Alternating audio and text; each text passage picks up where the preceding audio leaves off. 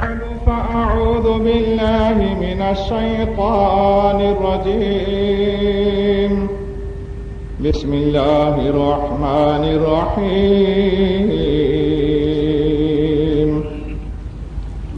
يا أيها الذين آمنوا إن كثيرا من الأحبار والرهبان ليأكلون أموال الناس بالباطل ويصدون عن سبيل الله والذين يكنزون الذهب والفضة ولا ينفقونها في سبيل الله فبشرهم بعذاب أليم.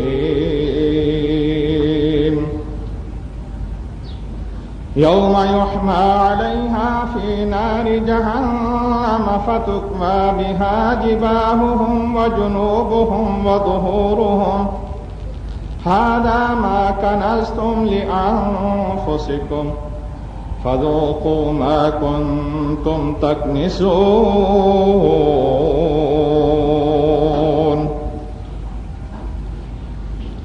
يا أيها الذين آمنوا اے ایماندار لوگو ان كثيرا من الأحبار والرهبان ليأكلون أموال الناس بالباطل.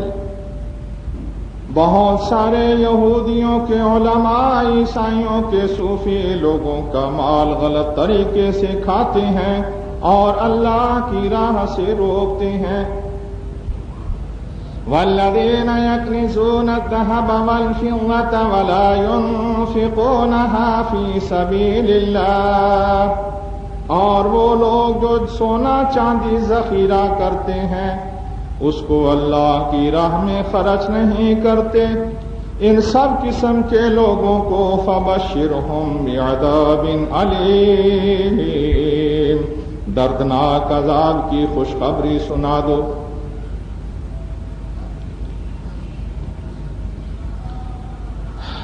یوم یحمى علیہا فی نار جہنم، جس دن سونے چاندی کو دوزخ کی آگ میں گرم کیا جائے گا. فتکوی بہا جباہہم وجنوبہم وظہورہم، اس سونے چاندی سے ان کی پیشانیوں کو، ان کے پہلوؤں کو، ان کی پیٹھ کو داغ دیا جائے گا. ھذا ما کنزتم لانفسکم، یہ ہے وہ دولت جو تم نے اپنے لیے جمع کی تھی.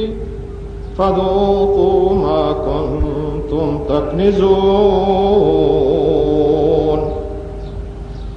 جو تم اپنے لیے ذخیرہ کرتے تھے اس کا عذاب آج چکھو.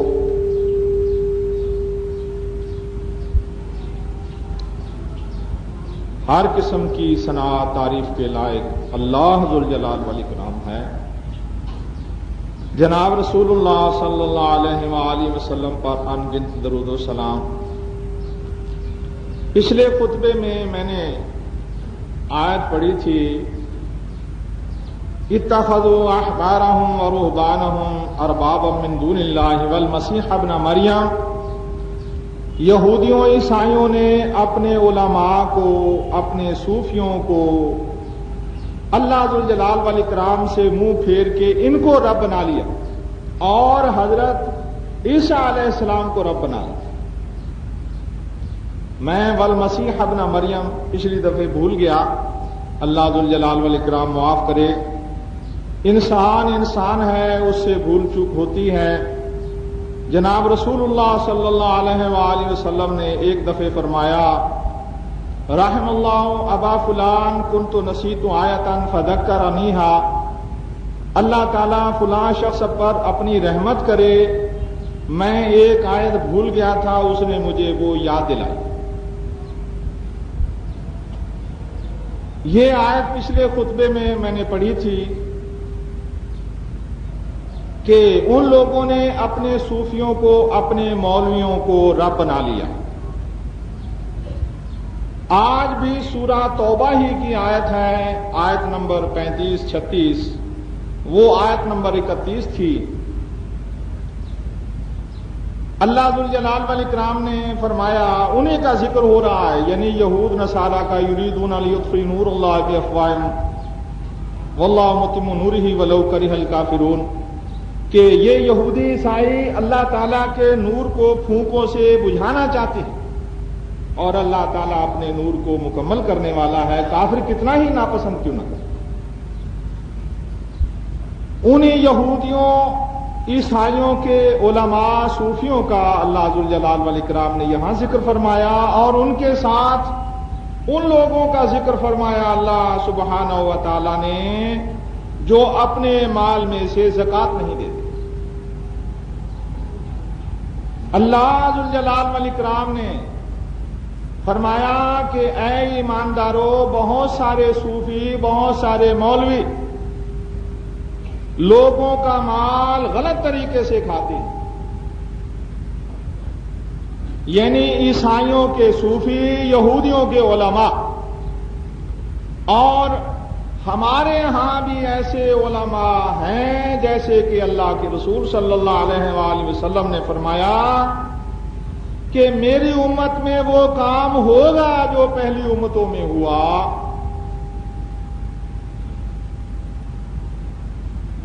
حضرت سلمان فارسی رضی اللہ تعالی عنہ باپ کے بڑے چہیتے تھے، بڑے خوبصورت تھے اور انتہائی عزیز۔ باپ ان کو باہر نہیں جانے دیتا تھا، پابا زنجیر گھر پہ ہی رکھتا تھا۔ ایک دن اتفاق سے چلے گئے، باپ نے بھیجا زمین کی نگرانی کے لیے، اور راستے میں عیسائیوں کا چرچ تھا، کلیسا تھا، وہاں عبادت دیکھ لی۔ یہ آنکھ کی پوجا کرنے والے، وہ پھر بھی آسمانی کتاب کے ماننے والے۔ اسی لیے اللہ ذوالجلال والاکرام نے اہل کتاب کو دوسرے کافروں سے ممتاز رکھا ہے، ان کے حکم دوسرے کافروں سے الگ ہیں۔ عیسائی عورت سے، یہودی عورت سے اللہ ذوالجلال والاکرام نے سورہ نساء میں نکاح کرنا حلال فرمایا ہے۔ ان کا ذبیحہ، ان کا ذبح کیا ہوا گوشت کھانا جائز ہے۔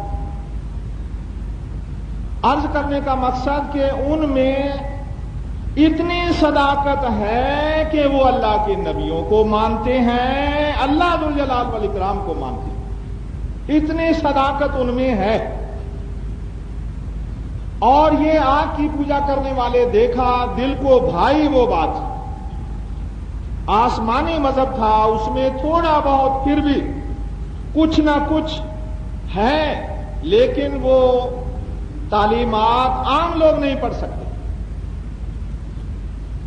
حضرت عمر بن خطاب رضی اللہ عنہ ایک دن تورات کا ورقہ لیے بیٹھے ہیں، جناب رسول اللہ صلی اللہ علیہ وسلم ہیں، حضرت ابوبکر صدیق رضی اللہ عنہ ہیں، اور حضرت عمر بن خطاب رضی اللہ عنہ یہودیوں کے مدرسے تھے۔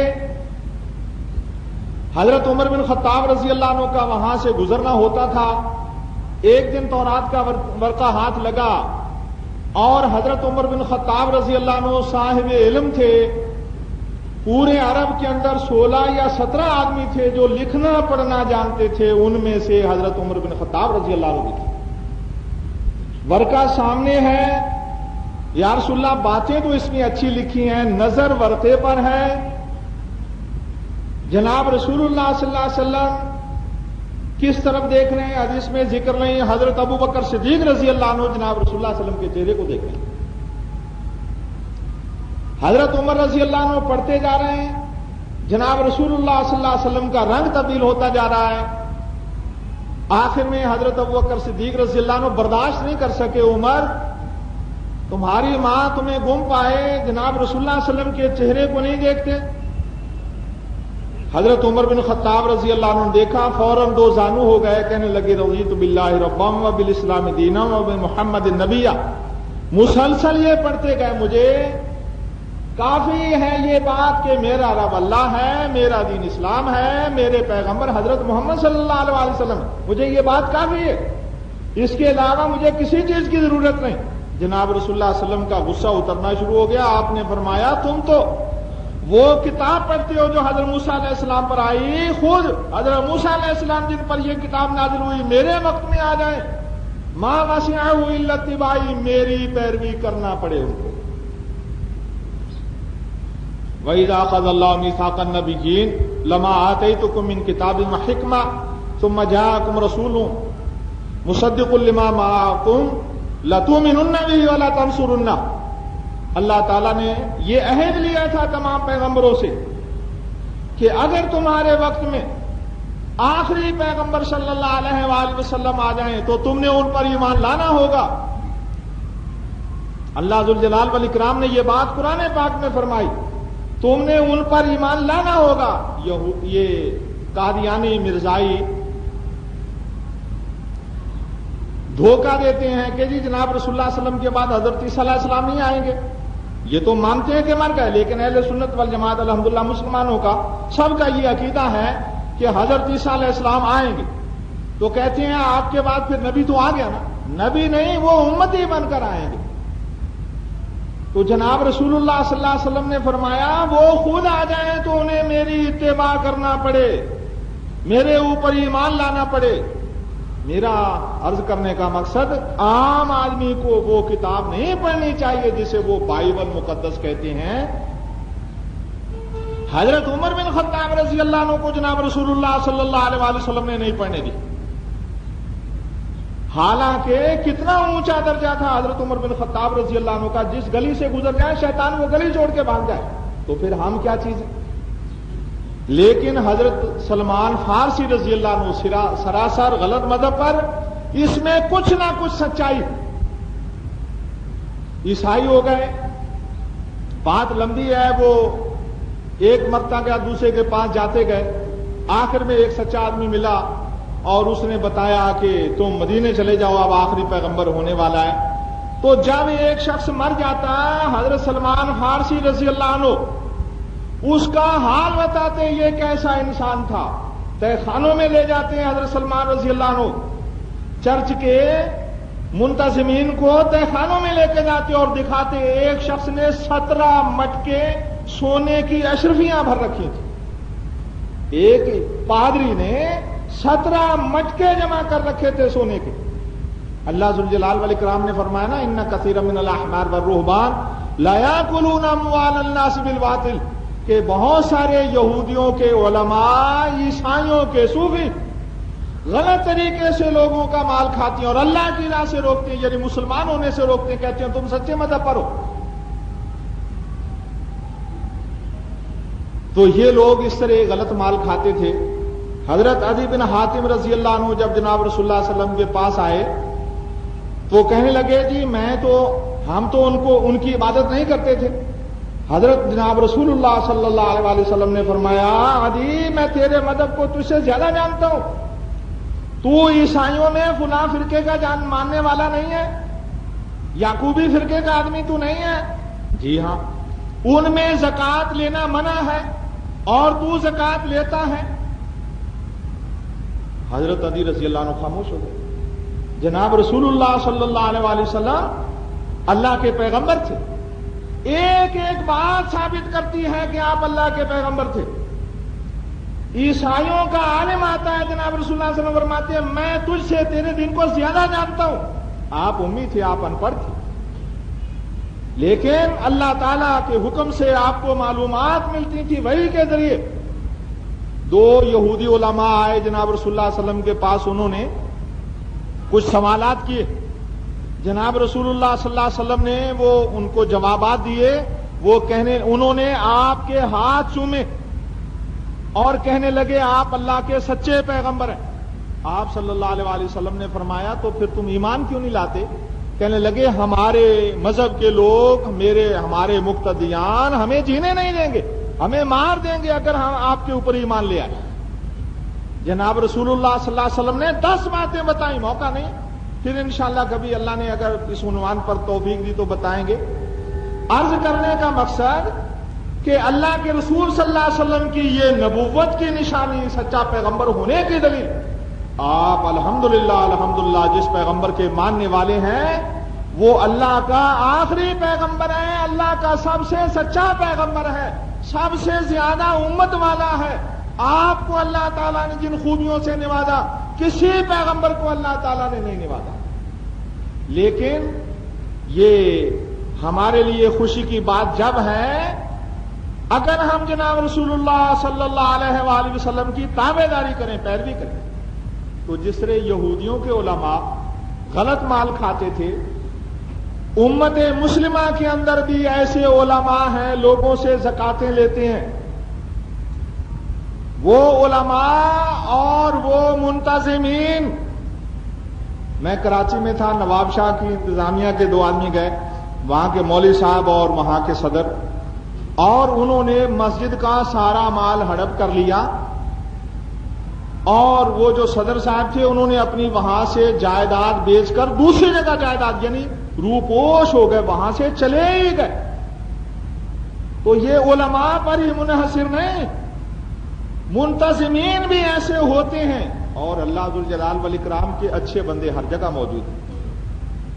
بیوپاریوں میں بھی اللہ کے نیک بندے موجود ہیں، ملازمین میں بھی اللہ تعالیٰ کے نیک بندے موجود ہیں، علماء میں اور اسی طرح منتظمین میں ہر جگہ اللہ تعالیٰ کے نیک بندے موجود ہیں۔ جس دن نیک بندے ختم ہو گئے اس دن تو قیامت آ جائے گی۔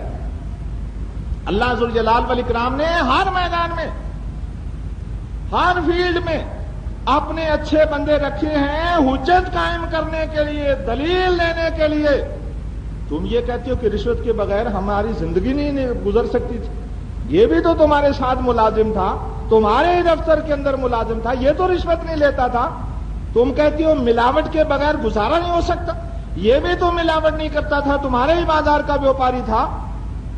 تم کہتے ہو جھوٹ بغیر، بولے بغیر مال نہیں بکتا ہے، یہ بھی تو تمہارے بازار کا بیوپاری تھا، سچ بولتا تھا۔ یہ میں کہا کرتا ہوں نا، شیطانی نعرہ، شیطانی نعرہ، نعرے کا مطلب ہوتا ہے الفاظ مختصر، اس کے معنی بہت زیادہ۔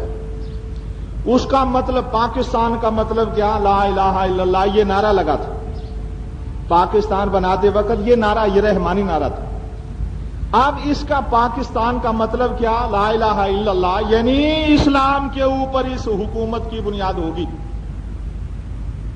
نعرہ ایک دیوار پر لکھا ہے نا، تو کوئی شخص کہے جی لوگ دیواروں کی باتیں بتاتی ہیں، ٹیکسی کے پیچھے لکھا ہوتا ہے ڈالر کی تلاش۔ یہ ایک شیطانی نعرہ، اس کے بڑے وسیع اثرات ہوتے ہیں۔ ڈالر کی تلاش کا مطلب مادیت پر ایمان لانا، یہ شیطانی نعرے ہیں۔ شیطانی نعرہ کہ جی رشوت کے بغیر گزارا نہیں ہو سکتا۔ اللہ تعالیٰ نے ہر جگہ اپنے اچھے بندے رکھے ہیں۔ میں عرض کر رہا تھا، علماء لوگوں سے زکاتیں لیتے ہیں، کاروں پر گھومتے ہیں، بنگلوں میں رہتے ہیں، 5 منزلہ ان کی بیگمات کے کانٹے ہوتے ہیں، 4 6 قسم کے نکلس اور وہ معلوم نہیں ہار کیا بلائیں ان کے ہاں ہوتی ہیں، اور دوسرے دنیا دار لوگوں سے کسی بات میں وہ پیچھے نہیں ہوتے۔ مولوی صاحب نے اپنا لباس بالکل سادہ، ذرا تھوڑا سا میلا بھی، کہیں سے پھٹا ہوا بھی۔ یہ علماء یہود والی بات آ گئی کہ اپنی ضرورتیں لوگوں کے سامنے پیش کرتے ہیں، یا مدرسے کا یا مسجد کا مال ہڑپ کر جاتے ہیں۔ یہ ان کی بدخصلت، جیسے ان کی بدخصلت تھی غلط طریقے سے اللہ کا مال کھانا، اسی طرح ان علماء کے اندر بھی آ گئی۔ اللہ ذوالجلال والاکرام ہمیں ایسی ہر خصلت سے بچنے کی توفیق دے جس کو اللہ تعالیٰ پسند نہیں کرتا۔ میرے اوپر بات آئے گی نا، اب میں نے علماء کی بات بتائی، اگر میں کوئی بات کسی کی کر دیتا ہوں نا، وہ کاروبار غلط کرتا ہے یا اس کی ملازمت غلط ہے، تو وہ میرے پاس آ جاتا ہے بعض اوقات جی آپ نے اٹیک کیا۔ میں تو مولویوں کی بات بھی کرتا ہوں۔ میرے اوپر بات آئے اللہ تعالیٰ کی بات سچی میں جھوٹا، بیوپاری پر بات آئے اللہ تعالیٰ کی بات سچی بیوپاری جھوٹا، اللہ ذوالجلال والاکرام کی بات اٹل ہے، ساری دنیا اس کے خلاف اکٹھی ہو جائے اس کو نہیں روکا جا سکتا۔ تو میں عرض کر رہا تھا، یہ علماء کا غلط طریقہ اللہ تعالیٰ نے فرمایا وہ لوگوں کا مال غلط طریقے سے کھاتے ہیں. زکوٰۃ حق ہے غربا کا. علماء کے لیے کاریں لینے کے لیے تو یہ حق نہیں ہے نا. علماء کوٹھیوں میں رہیں, ان کی بیگمات لمبے چوڑے زیورات پہنے. وہاں کراچی میں میں اس قسم کا آواز کرتا تو بعض لوگ متاثر ہوتے. اللہ کے نیک بندے, ان کے دل میں جو دل صاف ہوتا ہے اللہ تعالیٰ کی بات اثر کرتی ہے. جس دل میں خرابی ہوتی ہے تو وہاں اللہ کی بات اثر نہیں کرتی. اما الذین آمنوا فزادتہم ایمانا اذا ما انزلت آیۃ قال الذین یعنی جب کوئی آیت نازل ہوتی ہے کہتی ایکم زادتہ ھذہ ایمانا, اس سے کس کا ایمان بڑھا ہے؟ اللہ تعالیٰ نے فرمایا اما الذین آمنوا فزادتہم ایمانا, جن کے تو دل میں ایمان کی روشنی ہے ان کا تو ایمان بڑھا. وَأَمَّا الَّذِينَ فِي قُلُوبِهِمْ فَزَادَتْهُمْ رِجْسًا إِلَىٰ رِجْسِهِمْ, جن کے دل میں پلیدی ہے اور پلیدی بڑھ گئی. عالم سے بحث کرنا شروع کر دی, یہ جی آپ نے تو اٹیک کر دیا ہمارے اوپر, یہ اور پلیدی بڑھ گئی. اللہ کے حکم کے سامنے گردن نہیں جھکائی بلکہ اینٹ گئے, اکڑ گئے, اترانے لگے. ایک مجلس کے اندر باتیں ہو رہی تھیں تو لوگ سبحان اللہ درس ہوا, میں نے درس دیا, لوگ سبحان اللہ جھوم رہے ہیں. میں نے کہا الحمدللہ بڑا اچھا اثر ہو رہا. عورتوں کا ذکر آ گیا, پردے کا ذکر. میں عرض کر رہا تھا جس کا ظاہر اچھا ہے اس کو اچھا کہیں گے, بے شک وہ اندر سے خراب ہے. نماز پڑھ رہا ہے, شکل صورت سنت کے مطابق ہے, ہم کہیں گے جی آدمی اچھا. دل کا حال اللہ تعالیٰ جائے. ایک شخص ہے وہ شراب کی بو آ رہی ہے, داڑھی میں سے شراب کے قطرے گر رہے ہیں یا منہ کے اوپر شراب کے قطرے ہیں, لباس پر ہیں. کوئی کہے اللہ کا ولی ہے, نہیں, اس کا ظاہر بدمعاشوں والا ہے, اس کا فاسق فاجر لوگوں والا حلیہ ہے. میں نے حدیث سنائی, حضرت ابو ہریرہ رضی اللہ تعالیٰ عنہ نے کہا یہ عورت فاحشہ جا رہی ہے. لوگوں نے کہا جی حضرت کیا کہہ رہے ہیں, فلاں گھرانے کی فلاں شخص کی بیٹی ہے, شریف عورت ہے, آپ یہ بات کیا کہہ دی آپ نے؟ کہنے لگی اللہ کے رسول صلی اللہ علیہ وسلم نے فرمایا جو خوشبو لگا کے باہر نکلتی ہے گھر سے باہر وہ زانیہ ہے, وہ بدکار ہے. میں نے کہا اللہ کے رسول صلی اللہ علیہ وسلم کے صحابی نے ظاہر پر حکم لگایا, جو عورتیں فاحشہ عورتوں کے کنجریوں کے حلیے میں باہر نکلتی ہیں, میرے بیٹے کا حلیہ کنجروں والا ہے, میری بیٹی کا حلیہ کنجروں والا ہے, وہ ہم اس کو دیکھتے ہی کہیں گے یہ کنجر معلوم ہوتا ہے. ظاہر پر حلیہ حکم لگایا جائے گا. جب یہ بات آئی گھروں کی بات, مستورات کی بات, تو جو لوگ بڑے زور زور سے سبحان اللہ کہہ رہے تھے اب خاموش. ایسے لگا جیسے سو گئے. مجھے ایسا شک ہوا جیسے ان کو نیند آ گئی. جب میرے اوپر بات آئے تو اس وقت مجھے درد ہو, دوسرے پر بات آئے تو میں اچھلوں. یہ اپنے نفس کی پوجا ہے, یہ اللہ تعالیٰ کی پوجا نہیں. اللہ تعالیٰ کی پوجا یہ ہے, میرے اوپر بات ہے میں کہوں آمنا صدقہ. علماء کرام کاریں خریدتے ہیں, کوٹھیاں لیتے ہیں, زکوٰۃ کے مستحقین بھوکے بیٹھے ہیں, اور یہ بات کر دی جائے. ایک جگہ علماء بھی تھے 3-4, تو میں نے اس قسم کا خطبہ دیا, یہ جی آپ نے اچھا نہیں کیا, علماء کے بارے میں آپ کو ایسا نہیں کہنا چاہیے. اللہ کا حکم سچا ہے, اس کی مخالفت کرنے والا جھوٹا. اللہ ذوالجلال والاکرام نے فرمایا کہ ان لوگوں کو اور ان لوگوں کو جو اپنے مال کو اللہ کی راہ میں خرچ نہیں کرتے ہیں ان کو دردناک عذاب کی خوشخبری سنا دو.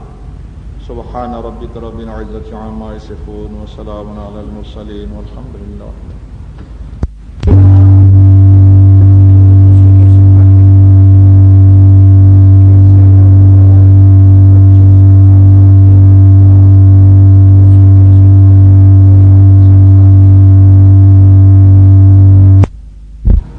كما صليت على إبراهيم وعلى آل إبراهيم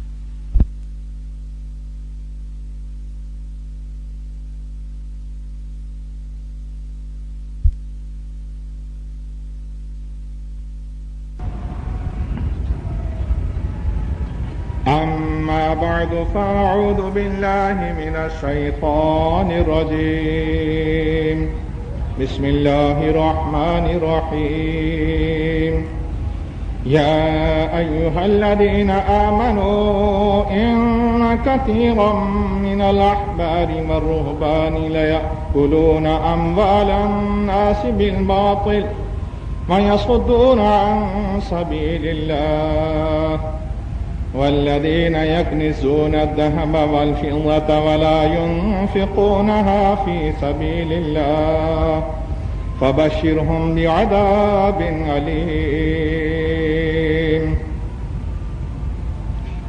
اللہ ذوالجلال والاکرام نے فرمایا، اے ایماندارو، بہت سارے یہودیوں کے علماء، بہت سارے عیسائیوں کے صوفی یہ لوگوں کا مال غلط طریقے سے کھاتے ہیں اور اللہ کی راہ سے روکتے ہیں۔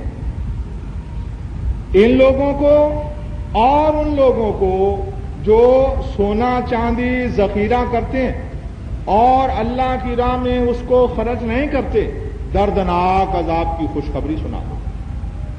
وہ دردناک عذاب کیا ہے؟ یوم یحمى علیہا فی نار جہنم، اس سونے کو چاندی کو دوزخ کے اندر گرم کیا جائے گا۔ فتوقوا بہا جباہہم وجنوبہم وظہورہم، ان کی پیشانیاں، ان کے پہلو، ان کی پیٹھ اس سے داغ دی جائے گی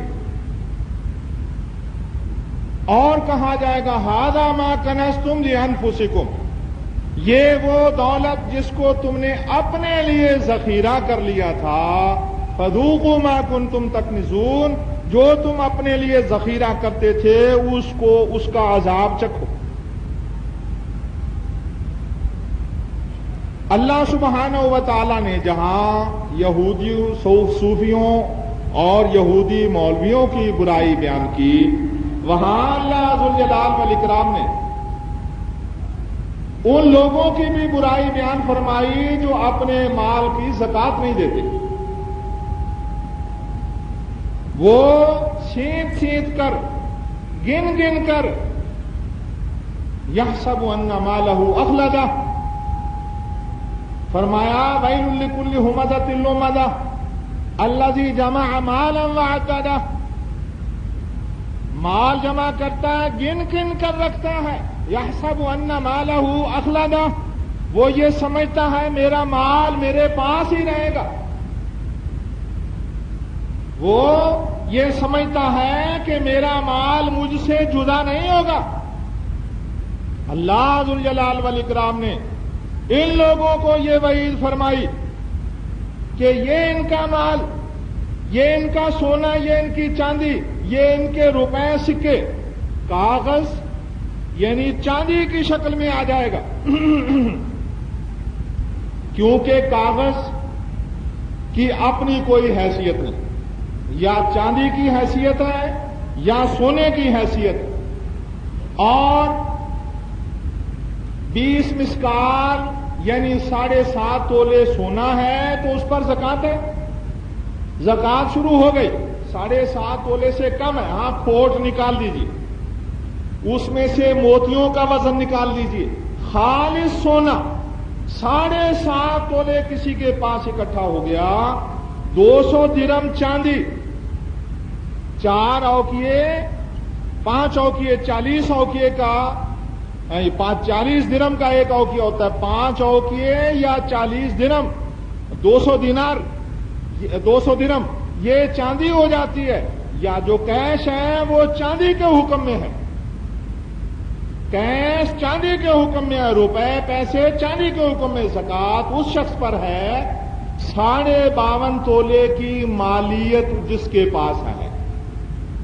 مثال کے طور پہ 100 روپے تولہ ہے چاندی، تو جس کے پاس 52.5 روپے ہوں گے اس پر زکات ہے۔ 4000 ہے تو زکات نہیں، 5000 ہے تو زکات نہیں، 5200 ہیں تو زکات نہیں، 5225 ہیں تو زکات نہیں، 5250 ہیں تو زکات، یعنی 52.5 تولے چاندی کی مالیت جس کے پاس ہے اس کے اوپر زکات۔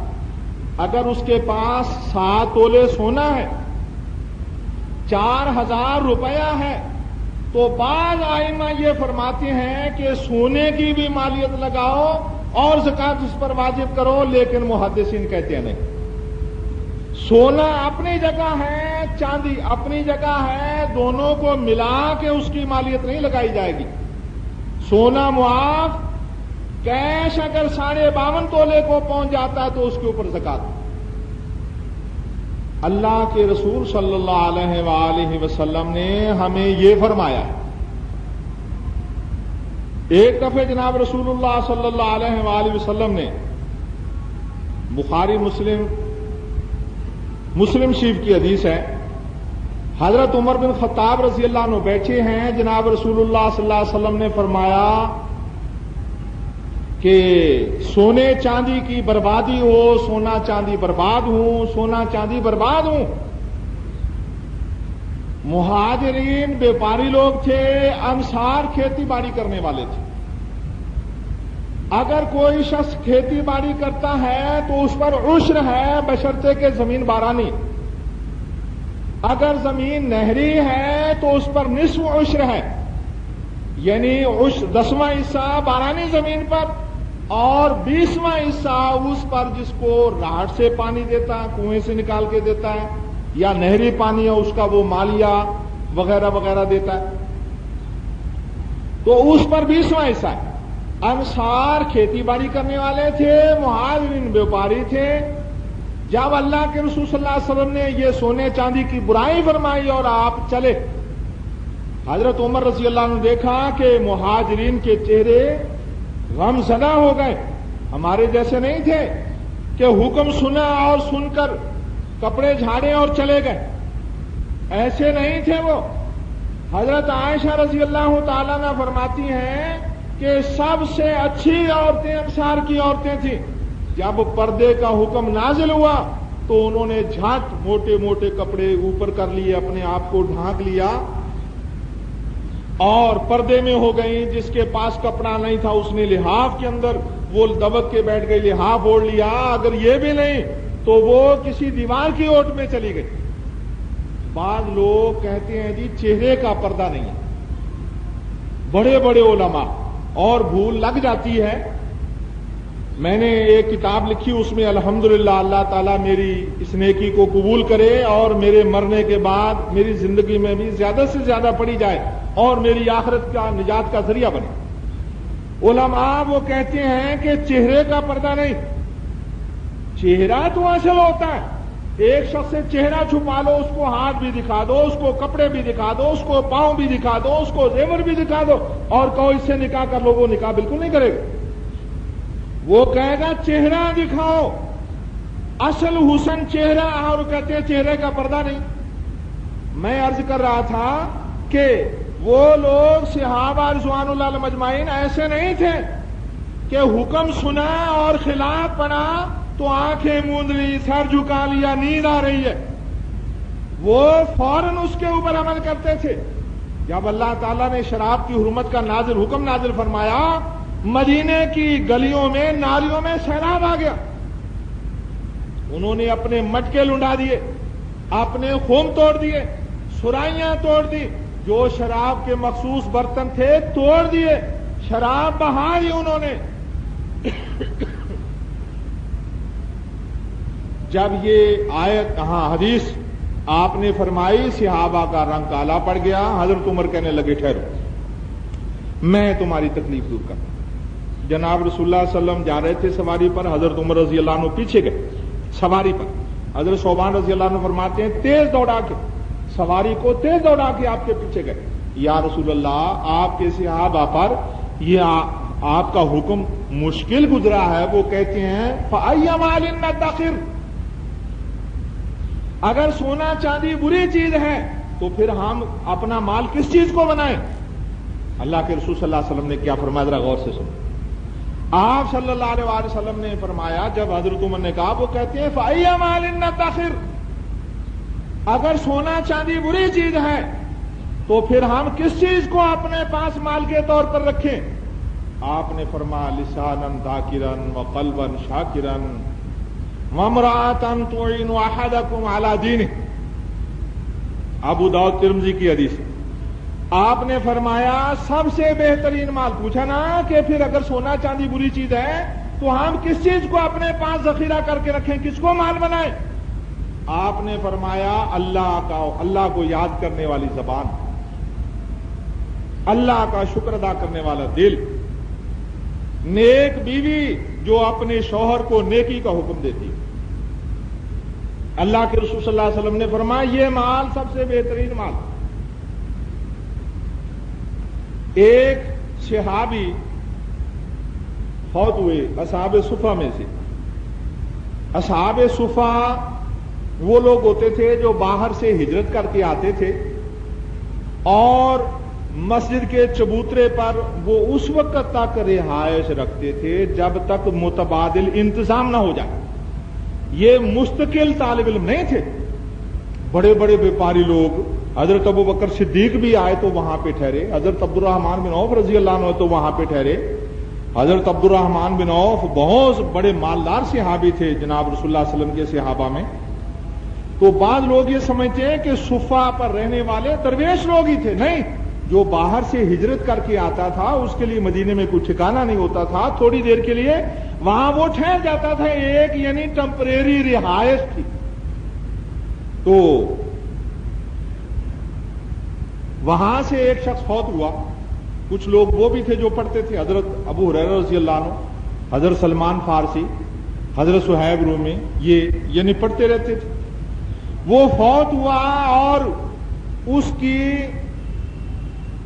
کے نیفے میں سے, ڈب کہتے ہیں پنجابی میں, میزر, اس کی میزر یعنی جو تہبند ہوتا ہے اس میں سے ایک درہم نکلا, ایک دینار. جناب رسول اللہ صلی اللہ علیہ وسلم نے فرمایا کیا, اس کو ایک دفعہ یہ گرم کر کے اس کے جسم پر لگایا جائے گا. دوسرا ایک فوت ہوا, اس کے 2 دینار نکلے. آپ نے فرمایا یہ دونوں گرم کر کے اس کے جسم پر لگائے جائیں. یہ اس وقت کی بات ہے جب کہ اللہ ذوالجلال والاکرام نے زکوٰۃ کا حکم نازل نہیں فرمایا تھا. حضرت ابو ذر رضی اللہ تعالیٰ عنہ شام چلے گئے تھے اور وہ یہی حکم سن کر گئے تھے اور وہ کہتے تھے مال جمع کرنا حرام ہے. حضرت امیر معاویہ رضی اللہ عنہ سے ان کی بحث ہوئی. حضرت امیر معاویہ نے حضرت عثمان کو لکھ بھیجا کہ یہ ہے بات, لوگ تو بیپاری ہیں اور روپے پیسہ اکٹھا کرتے ہیں تو یہ حکم سناتے ہیں. تو حضرت عثمان رضی اللہ عنہ نے ان کو بلا لیا. اپنی جگہ بڑے پارسا انسان, بڑے نیک انسان. جناب رسول اللہ صلی اللہ علیہ وسلم نے فرمایا ابو ذر میں تیرے لیے وہی پسند کرتا ہوں جو اپنے لیے پسند کرتا ہوں. لا تؤمر علی اثنین, 2 آدمیوں کا بھی سربراہ نہ بننا, امیر نہ بننا. آپ نے فرمایا جو امیر بن گیا الٹی چھری سے دبا کر دیا گیا. آپ نے ان کو بڑا نیک مشورہ دیا. ایک دفعہ آ رہے ہیں حضرت ابو ذر رضی اللہ عنہ اور اکیلے آ رہے ہیں.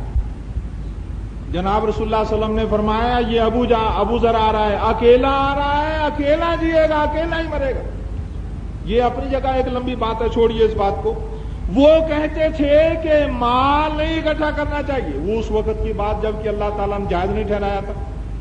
مدینے آ گئے تو بالکل سادہ کپڑے, اور ایک شخص کہتا ہے جا رجل ثیابو خشن ثیابو خاشن جلدو خاشن رجو, کپڑے بھی موٹے کھسوٹے, جسم بھی چکنا نہیں کھردرا. جس کو کھانے کو ملے گا اس کا جسم چکنا ہوگا, جس کو کھانے کو نہیں ملے گا جسم خشک ہوگا, لکڑی کی طرح سوکھا ہوا. چہرہ بھی خشک.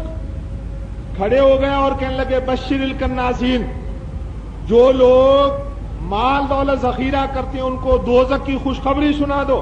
سب نے آنکھیں نیچی کر لی, چلے گئے مسجد کے ستون کے ساتھ بیٹھ گئے. میں ان کے روایت کرنے والا کہتا ان کے پیچھے گیا. میں نے کہا ہاؤلاء الناس کرہوا ما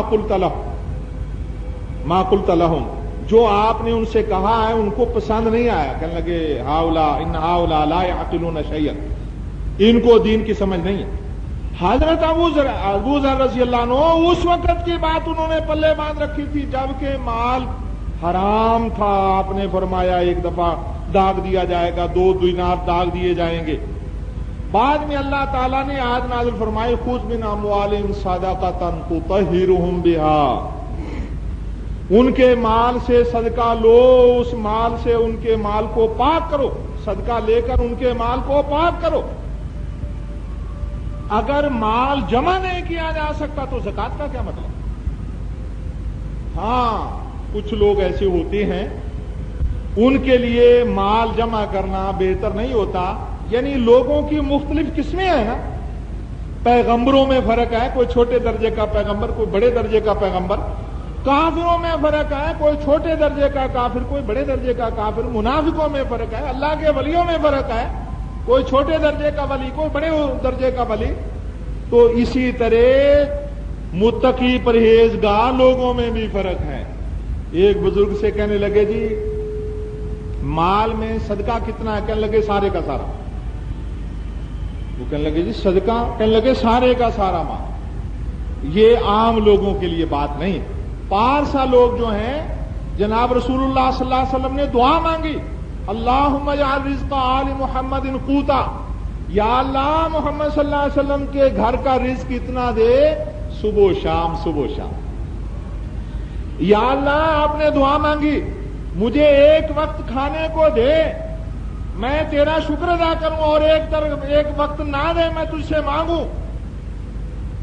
لیکن آپ نے بھی سن 7 ہجری میں جب خیبر فتح فرمایا تو آپ اپنے گھر میں 1 سال کا خرچ رکھ لیتے تھے, باقی خیرات کر دیتے تھے. اب یہ ہمت ہے ہمارے اندر؟ اسلام اللہ تعالیٰ نے آسان بنایا. حضرت عیسیٰ علیہ السلام کے پاس ایک شخص آیا, تورات میں لکھا ہے, وہ کہنے لگا جی مجھے اپنے امت میں داخل کر لیجئے. کہنے لگے کہ جوان اپنا سارا مال خیرات کر دے پھر میری امت میں آ. وہ نہیں کر سکا, وہ واپس چلا گیا کیونکہ بائبل میں لکھا ہے کہ وہ مالدار تھا. اسلام میں یہ نہیں ہے.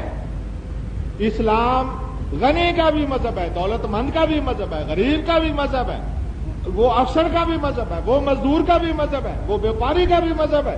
ہر انسان کے لیے احکامات. تو یہ اللہ ذوالجلال نے بعد میں حکم نازل فرمایا کہ جو زکوٰۃ جب لے لی باقی مال حلال.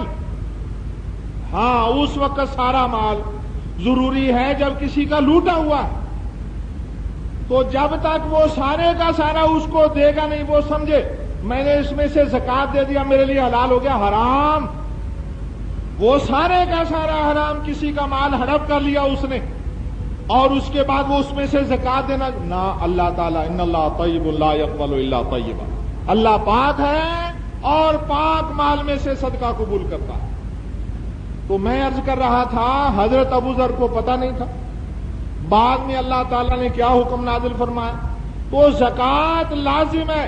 جناب رسول اللہ صلی اللہ علیہ وسلم کی حدیث ہے کہ جب کوئی شخص مال میں سے زکوٰۃ نہیں دے گا وہ اس کے مال کو خراب کر دے گی. لا تؤدى زکوٰۃ مال الا اہلکت, ایک حدیث میں الا افسدت, کہ جس مال کی زکوٰۃ نہ دی جائے وہ مال سارا گندا ہو گیا, وہ سارا تباہی والا مال ہو گیا, اس کے لیے بھی پریشانی کا سبب, اس کی اولاد کے لیے بھی. اگر کوئی شخص غور سے سنیے اللہ تعالیٰ کے حکم کی عزت کرے گا اللہ تعالیٰ اس کی عزت کروائے. ما لکم لا ترجون للہ وقارا, اللہ کا احترام کیوں نہیں کرتے؟ جو شخص اللہ تعالیٰ کا احترام کرے یعنی اس کے حکم کا احترام کرے اللہ تعالیٰ اس کا احترام کروائے. جو اللہ تعالیٰ کا احترام نہیں کرتا, اس کے حکم کا احترام نہیں کرتا, اس کی اولاد اس کا احترام نہیں کرتا, اللہ تعالیٰ احترام نہیں کرواتا. میں عرض کر رہا تھا لوگ جو زکوٰۃ نہیں دیتے, بعض لوگوں نے مجھے بتایا کہ وہ اس طرح کرتے ہیں کہ 20,000 مثال کے طور پہ زکوٰۃ اس کے اوپر, وہ حساب لگایا رمضان میں 20,000 ہے میرے اوپر زکوٰۃ, وہ رمضان کے بعد کسی کو 200 دے دیا، کسی کو 100 دے دیا، کسی کو 50 دے دیے، کسی کو 500 دے دیا، 200 دے دیا، وہ اس طرح دیتے رہتے ہیں، رمضان اگلا آ جاتا ہے اور زکوٰۃ ادا نہیں ہوئی۔ اب دل کھینچتا ہے 20,000 ایک دم 20,000 نکال دو۔ یہ اللہ تعالیٰ کے مال میں، یہ تیرے مال میں اللہ تعالیٰ نے غریبوں کا حق رکھا۔ وفی اموالہم حق معلوم للسائل والمحروم، اللہ تعالیٰ نے ایک نظام بنایا ہے، بچہ پیدا ہوتا اس کا رزق آسمان والے نے میرے گھر میں بھیج دیا، شادی کی میری بیگم کا رزق اللہ تعالیٰ نے میرے گھر میں بھیج دیا، وہ تو نہیں کمانے جائے گی، وہ منا سا بچہ وہ تو رو ہی سکتا ہے یا وہ مسکرا سکتا ہے، مگر اس کا رزق آسمان والے نے، اس کے پیدا کرنے والے نے میرے پاس بھیج دیا، میرے پاس امانت ہے، میں اس کی بہبود کے لیے، اس کی بھلائی کے لیے اس مال کو خرچ کروں، اور اگر میں ایسا نہیں کرتا میں اللہ کا مجرم ہوں۔ اسی طرح اللہ تعالیٰ نے غریبوں کا حق مالداروں کے پاس بھیج دیا ہے، وہ غریبوں تک پہنچانا ہے،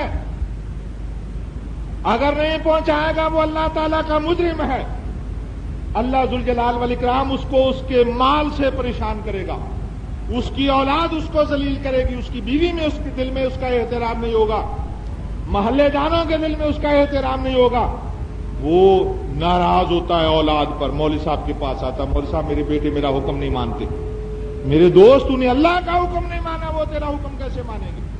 ایک بزرگ کہتے ہیں میں جب اللہ کا حکم نہیں مانتا مجھ سے کوئی نافرمانی ہو جاتی، میرا گھوڑا میرے کہے میں نہیں ہوتا، میں لگام کھینچ کے ادھر چلاتا ہوں وہ ادھر چلتا، میں غلام کو حکم دیتا ہوں، ملازم کو حکم دیتا ہوں، وہ نہیں میری بات مانتے، میری اولاد نہیں بات مانتی، اس لیے کہ اس نے اللہ کا حکم نہیں مانا۔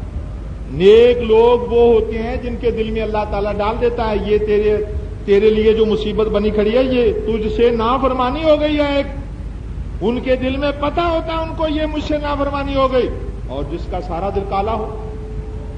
اللہ کے رسول صلی اللہ علیہ وسلم نے فرمایا ایک برائی کی ایک نقطہ پڑ گیا، دوسری برائی کی دوسرا کالا نقطہ پڑ گیا، تیسری برائی کی تیسرا نقطہ پڑ گیا، دل کالا ہو گیا، اب بھی وہ برائی کر رہا ہے، جناب رسول اللہ صلی اللہ علیہ وسلم نے فرمایا اللہ تعالیٰ اس کے دل کو اوندا کر دیتا ہے، جیسے لوٹا اوندا ہو جائے، اب اس میں لاکھ تم پانی ڈالنے کی کوشش کرو، لوٹا جب تک سیدھا نہیں کرو گے اس میں کوئی چیز نہیں ڈالی جا سکتی۔ اسی طرح اگر کوئی نیکی کرتا ہے ایک سفید نقطہ دل پر پڑ گیا، دوسری نیکی کی دوسرا نقطہ پڑ گیا، اسی طرح دل منور ہو جاتا ہے، اس کو پتا ہوتا ہے کہ میں نے یہاں سے برائی کی اور اس کا میں نتیجہ بھگت رہا ہوں۔ تو میرے بھائیوں یہ زکوٰۃ اللہ تعالیٰ نے غریبوں کا حق رکھا، جو زکوٰۃ نہیں دیتا وہ بھی اللہ تعالیٰ کا مجرم ہے، جو زکوٰۃ ناجائز لے لیتا ہے وہ بھی اللہ تعالیٰ کا مجرم ہے۔ اگر 20,000 روپے ایک دم نہیں وہ شخص نکال سکتا، وہ 1 برس پہلے شروع کر دے، یعنی اگلے سال کی زکوٰۃ اس رمضان سے دینا شروع کر دے، جب رمضان آئے تو اس کے اوپر 1,000 2,000 باقی رہ گئے، وہ آسانی سے دے۔ اسلام نے اتنا مشکل نہیں رکھا، بعض اوقات ایک شخص کے پاس ہاتھ میں پیسے ہوتے نہیں، یہ ممکن ہے کہ اس کے پاس 20,000 بیک وقت نہیں ہے، وہ زکوٰۃ کیسے دے؟ وہ کیوں نہیں تیاری کرتا رمضان سے لے کے اس رمضان تک تیاری کیوں نہیں کرتا؟ وہ تھوڑا تھوڑا کیوں نہیں دیتا رہتا کہ اگر میرے پاس ایسا ہو کہ ایک وقت آئے پیسے نہ ہوں اور میرے اوپر زکوٰۃ لازم ہے تو میں کیا کروں گا؟ ابھی سے دینا شروع کروں۔ حضرت عباس رضی اللہ عنہ کی شکایت کی گئی، ابن جمیل، خالد بن ولید اور حضرت عباس رضی اللہ عنہ ان کی شکایت کی گئی کہ جی ابن جمیل زکوٰۃ نہیں دیتے، خالد نے بھی زکوٰۃ نہیں دی، خالد بن ولید نے، آپ کے چچا حضرت عباس رضی اللہ عنہ نے بھی زکوٰۃ نہیں دی۔ آپ نے فرمایا ابن جمیل تو اس لیے زکوٰۃ نہیں دیتا کہ وہ غریب تھا، اللہ نے اس کو مالدار کر دیا۔ اب مالداری کا کیا نتیجہ ہوتا ہے؟ اول وہ آئی غلط طریقے سے ہے نا، ایک عورت ہے برقع پہنے ہوئے، اور جب کوٹھی لے لی تو برقع اتار دیا، چادر اوڑھ لی، وہ پتہ کیسے چلے لوگوں کو کہ یہ مالدار لوگ ہیں؟ ننگا ہونا مالدار ہونے کی نشانی ہے، کنجروں جیسا حلیہ بنانا مالدار ہونے کی نشانی ہے۔ اب اللہ کا شکر وہ یوں ادا کر رہے ہیں کہ جو پہلے تھوڑا بہت دین تھا اس کو بھی چھوڑ دیے. زیادہ پیسہ آ گیا تو پھر بیگمات گھر کی بیٹیاں ڈرائیونگ کر رہی ہیں, وہ اپنی گاڑی خود ہی چلا کے جا رہی ہیں. بال کٹوا لیے, 2-3 دفعے رکا آیا, کوئی بہن بھیجتی تھی یا کوئی شخص اپنے اس مقصد کو حل کروانے کے لیے بھیجتا تھا تو بات چونکہ دوسری ہوتی تھی. آج بات آ گئی, جناب رسول اللہ علیہ وسلم کی بیگمات نے آپ کی شادی کے بعد, آپ کی وفات کے بعد بال کٹوانا شروع کر دیے تھے, اور یعنی کندھوں تک بال کٹوا دیے, کندھوں تک بال. اب کوئی عورت ترجمہ مسلم شریف کا پڑھ لیتی ہے اور وہ کہتی ہے جی بال کٹوانے جائز. ہمارے گھر میں ایک عورت آئی, وہاں کراچی کی بات ہے, تو اس نے چادر اوڑے ہوئے ہے, وہ سر ننگا ہے, صرف یہاں تک چادر اوڑے ہوئے. مولوی صاحب میں نے چادر اوڑھ لی. مولوی صاحب صحابیات چادر اوڑھتی تھی نا, چادر اوڑھتی تھی صحابیات, اللہ کے رسول کی صحابیات. میں نے کہا ہاں بیٹا وہ چادر اوڑھتی تھی مگر سر بھی اوڑھتی تھی, چہرہ بھی ڈھانپتی تھی, اور وہ ایک ہی آنکھ ننگی رکھتی تھی. چادر کا فیشن آ گیا, تم تو فیشن کو پورا کرنے کے لیے چادر اوڑھی ہے تم نے تو. اب وہ بال کٹواتی جی رسول اللہ صلی اللہ علیہ وسلم. آپ کی بیگمات نے بال اس لیے کٹوائے کہ لمبے بال حسن گنا جاتا تھا عرب کے اندر, اور انہوں نے کہا جناب رسول اللہ صلی اللہ علیہ وسلم ہمارے شوہر تو فوت ہو گئے, اب ہم یہ حسن کس کو دکھائیں. انہوں نے بدصورتی اختیار کی, بال کٹوا کے اپنے حسن کو ختم کیا, اور آج جو بال کٹواتی ہے وہ حسن بڑھانے کے لیے کٹواتی ہے. حضرت عائشہ رضی اللہ عنہ نے فرمایا اگر جناب رسول اللہ صلی اللہ علیہ وسلم کے وقت میں عورتیں اس طرح ہوتی جیسے آج ہیں تو رسول اللہ صلی اللہ علیہ وسلم ان کو مسجد میں آنے کی کبھی اجازت نہ دیتے. حالات بدلتے, حالات کے مطابق. اب اس کو یہ بال کٹوانا تو یاد ہے اور دوسرا شریعت کا حکم یاد نہیں ہے, اپنے مطلب کی لیتے ہو اور دوسری کو چھوڑ دیتے ہو. یہ دل کی بیماری ہے, اللہ کے حکم کو ماننا مقصد نہیں. تو میں عرض کر رہا تھا کہ اللہ ذوالجلال والاکرام نے ہمارے اوپر جو حکم رکھا ہے وہ جمیل کی, آپ نے فرمایا وہ اس لیے ناراض ہے کہ اس کو اللہ تعالیٰ نے مالدار کر دیا, زکات نہیں دے رہا, اور خالد پر تو تم ظلم کرتے ہو. اس کی زرہیں, اس کی تلواریں, اس کے نیزے, اس کے گھوڑے سارے کے سارے جہاد کے لیے, وہ بیپار تو نہیں کرتا اس میں.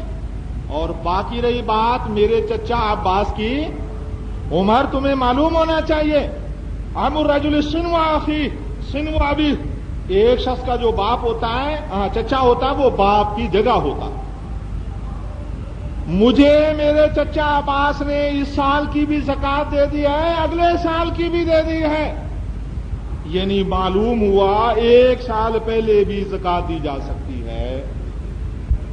جو شخص ایک دم بھی سزا نہیں نکال سکتا وہ پہلے سے نکالنا شروع کر دے, اور اگر وہ نہیں ایسا کرے گا وہ اللہ تعالیٰ کا مجرم ہے. اللہ ذوالجلال والاکرام اس کے ساتھ دنیا میں کیا سلوک کرتا ہے اور آخرت میں کیا کرتا ہے, بڑا ہولناک سلوک اس کے ساتھ.